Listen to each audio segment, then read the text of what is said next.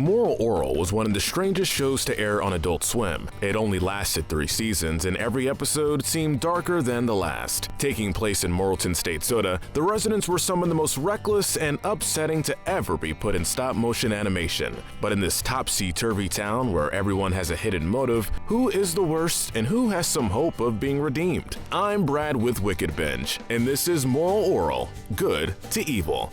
Young man, I'll see you in my study. As usual, we have the good, the gray, and bad to evil, starting with the most pure and working our way down. These are the good. As most good, we have to put a one-time character, Orel's dog, Bartholomew. Like most dogs in family animation, he's lovable and loyal. He has a short run, being put down because of residents being upset at the mutt getting attention. He finds Orel's lucky Bible and plays well with all the children. It's a shame that such a good boy had to be put down. The silver medal of good goes to Kristijan. She's the girl Orel has a crush on. She's told not to be around Orel just because he's different from her, but she accepts him anyway. She treats him with kindness and is never seen berating him. In the final episodes, we get a glimpse that she marries Orel, and they're able to have a happy home life, proving she's a loyal, loving wife and mother. Next, we have Tommy. He's one of Morel's friends and is labeled as a troublemaker. He's put into the special needs class simply because he doesn't accept things on faith alone and challenges the teachers when they try to give misinformation. It's a shame he's an outcast. Even when he's shunned, he tries to get Orel to tutor him and doesn't lash out against the school.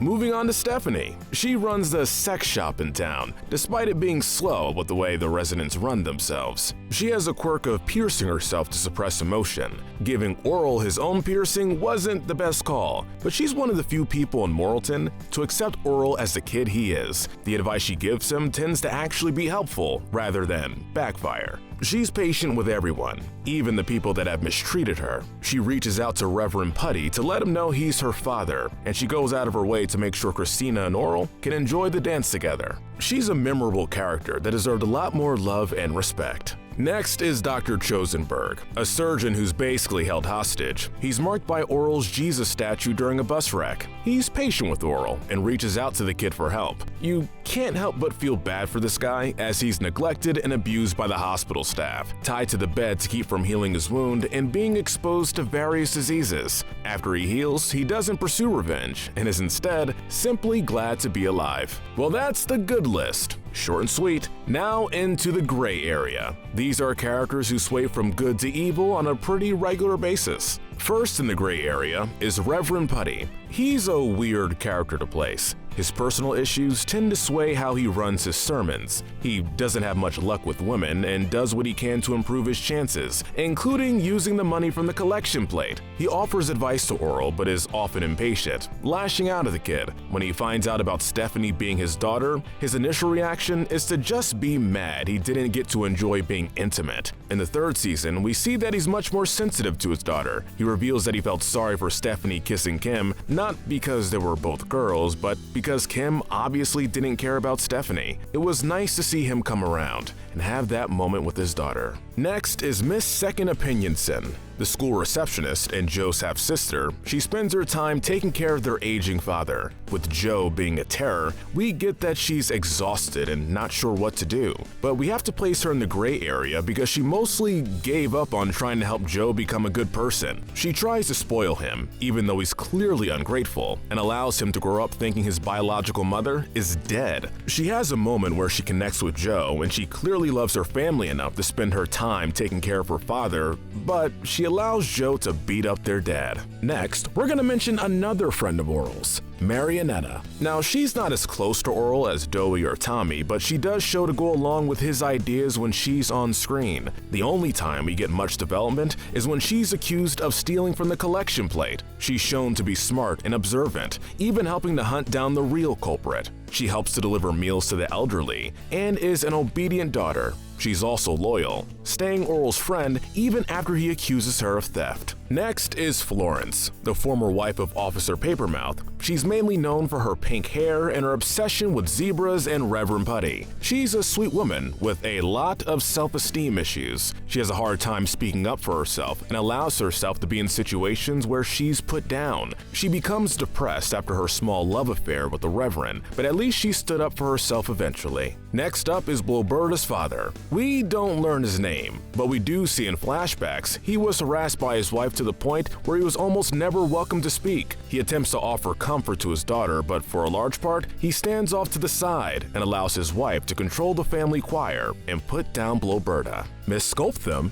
is next. She's Orel's teacher and is mainly written off as a disinterested woman who doesn't care much for her job. She suffers from some form of OCD, flicking lights on and off and checking her locks a certain number of times before she can relax. She doesn't like to offer extra advice to her students and is quick to pass the buck when given the chance. She, like many others at the school, does not welcome free thinking and will put down any student who tries to show independence. Dolly the bartender is next. This poor woman has to be mentioned for all the crap she's exposed to. She tries to show sympathy and offer an ear to all her patrons, but when your patrons consist of a bitter doctor, a horrible father, and an exhausted reverend, there's no way you're getting paid enough. She tries to calm any conflict and allows patrons to storm the bar, despite being closed for a holiday. She also walks out during a fight, but considering the interactions happening at the time, she can't really be blamed. Nurse Blinkless is next. When we first meet her, she's just an attractive young woman who doesn't care about the well-being of the students she's meant to help care for. She's more interested in painting her nails than dealing with patients.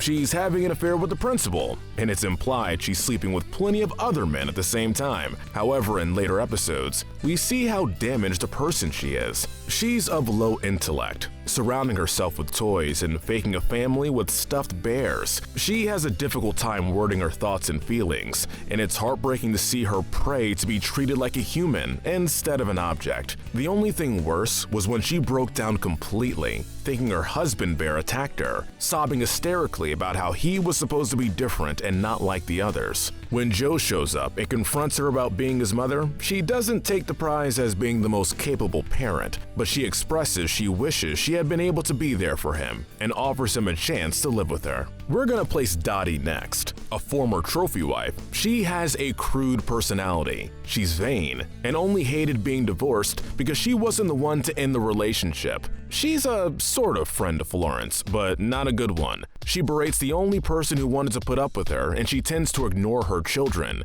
She does show a sort of vulnerability when Florence called off their friendship, but it was the only real moment we saw her express anything other than arrogance. Next is the title character of the show, Orel. Reverend Putty calls him the purest form of purity, but we have to disagree. He's a really impressionable kid, and he needs to learn not to take things so literally or at face value. He tries to be a good son and good brother, but often it backfires. He befriends Stephanie, was the only one to spot the difference between Shapey and Block, and tried desperately to honor his father. Orel displays a lot of character towards the end of the show, learning that his father isn't the man he thought, but even after being shot and neglected by Clay, he still shot down a bear to save him. We're glad to know he got a happy home eventually and wound up with Christina. Next is Clay's father. He was the sensible one as Clay was growing up, trying to make it so his wife didn't coddle their child. Now, slapping your child is no way to show affection, but we can understand his resentment. Seeing his wife die after Clay's little prank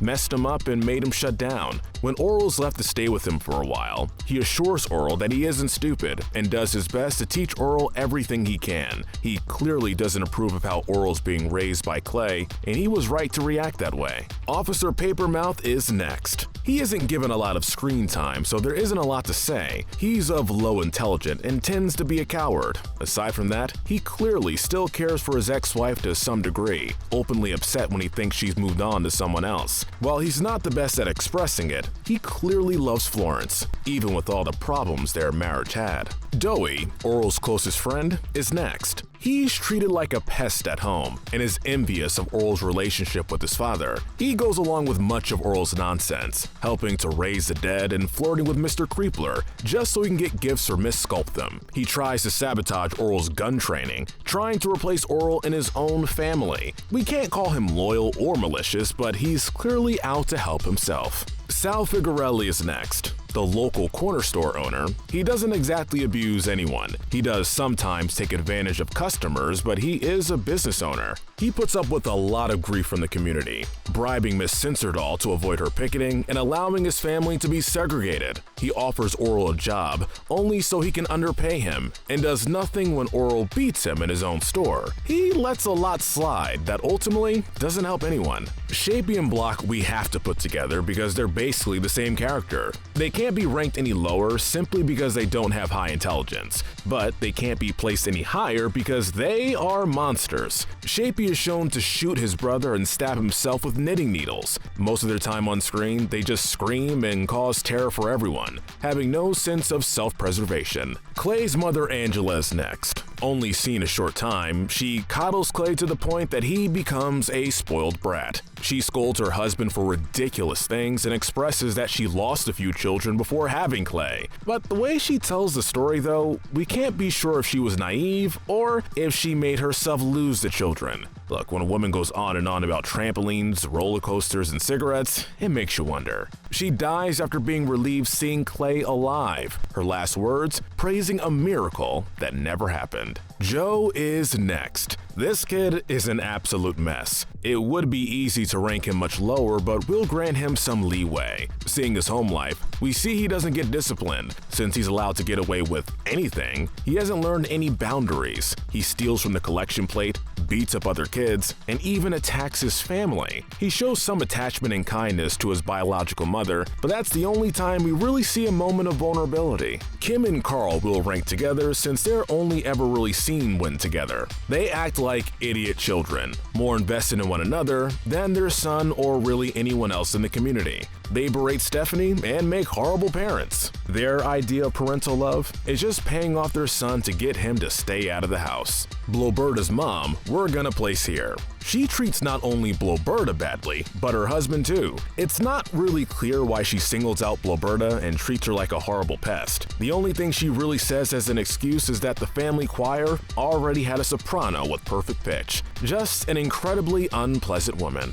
Bloberta herself is next. When on screen, she's usually seen cleaning. She's unhappy with her marriage and eventually resorts to seeking out other men, from her doctor to the reverend. She cheated on her husband, with Shapey being the result of her affair with Daniel, and only showed concern for Orel being bullied when it meant she had more laundry to do. She eventually noticed her son Shapey was switched with Block, but it took way too long. She's then seen shoving dangerous items in Shapey's room, such as jacks and chainsaws, and expresses no concern over her children's safety. She only marries Clay because she wanted to be of use to someone and obsesses over cleaning due to her own deep-seated issues from her family. And that wraps up the gray area. Now, these characters have little to no redeemable qualities and represent the most vile of the community. These are the bad and the evil. Farmer Phony Crops is next. We won't go into a lot of detail with this guy because he's just too disgusting. He takes way too much joy in his chickens laying eggs, and when eggs are outlawed, his response was to make a place where people can not only obtain them, but watch them being created.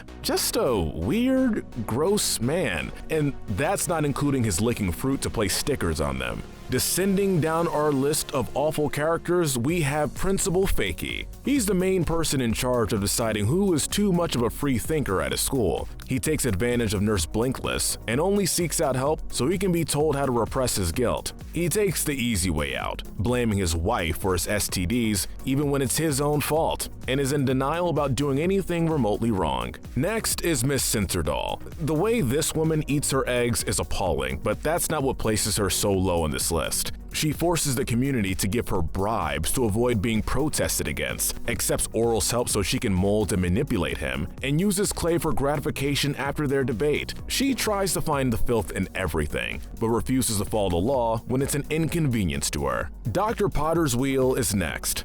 what can we say about this guy? He holds a man hostage, allowing the patient to suffer in the name of faith, takes pleasure in hearing about Bloberta abusing herself, and hides Clay shooting his son. Next is Coach Daniel Stopframe. A weird mess. He can't even decide what he believes in. He spends much of the show lusting after Clay, even sleeping with Bloberta and trying to use occult magic to get him. He's willing to sacrifice Orel to join a cult, shows no sympathy to kids being hurt in class, and does nothing about Shapey being his son. He shows some growth in the end, getting over Clay and showing kindness to Orel. It doesn't make up for trying to murder a family, but at least he was trying to grow as a character. Alright, now we're gonna mention the homeless man. Well, not much to say about this guy, but he needs to be brought up. He gets Orel addicted to crack. He tells the kid how to smoke it, and even shows Orel how to inject it into his bloodstream. It's made worse by the fact that Orel was initially talking to him to try and help him, offering charity and trying to be a good person. The silver medal of most vile goes to Mr. Creepler, a predator of women and children. It's shown he's eventually caught after he goes into Mrs. Sculptham's apartment. He obsesses over Doey, which is just hard and unforgivable, getting the boy gifts and inviting him into the back of the ice cream van